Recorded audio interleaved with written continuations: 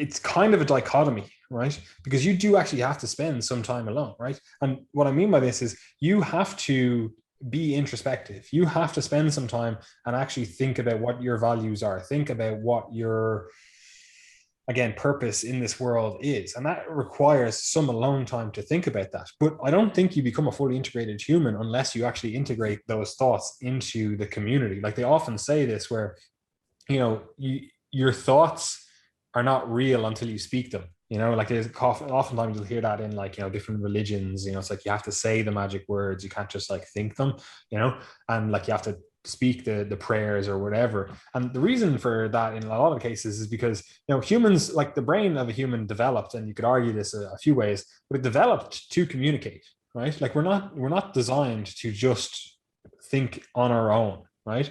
We're designed to communicate. We're designed to talk together. And that's the only way. Like you think about the difference between you learning a topic, right? You learn the topic, you read it off, you do all the stuff, and you're like, right, that's, squared away in my brain. But then when you actually try to communicate it, you start realizing you're like, oh, actually, there's a gap in my knowledge here. And that could be, spoken word, or it could be just writing it down. It's only when you actually, make it physical, whether it's through sound or it's through writing or whatever, that it actually exposes the, futility of what you thought you knew, or the lack of what you thought you knew, right? And it's the same with the real world. Like you can sit down and you can think out like, this is the type of person that I am. This is the type of person that I want to be. These are the goals that I have.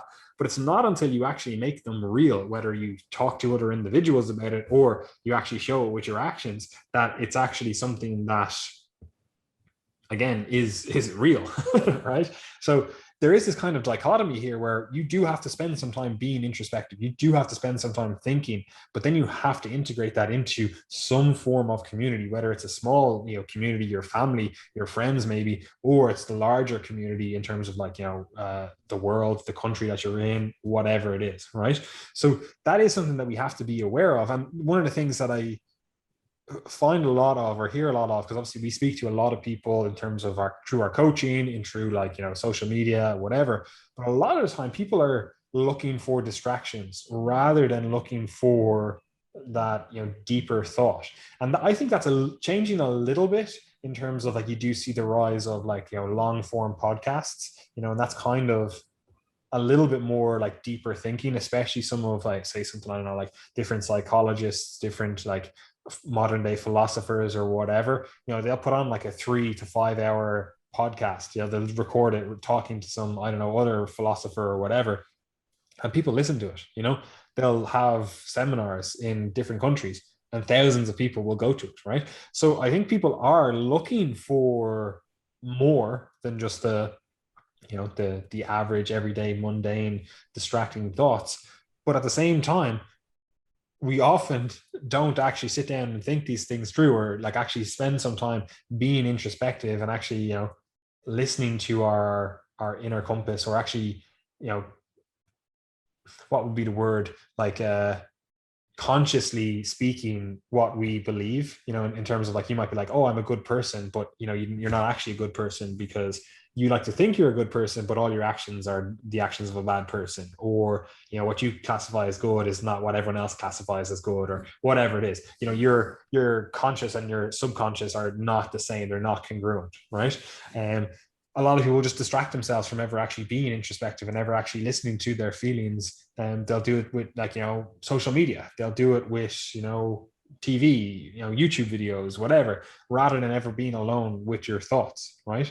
Like even reading a book, it doesn't have to be reading necessarily, but even like, talking to someone, listening to a podcast, whatever, a lot of people are still looking for that next distraction because they don't actually sit down there and think. They don't actually sit down there and, analyze the thoughts that come up in that moment, and this is why people in this modern age, they do look for stuff like, mindfulness practices, like being present and stuff, because they've never actually been taught how to do this stuff. They've never actually done this stuff. So it's hard, and that's the case. It is hard.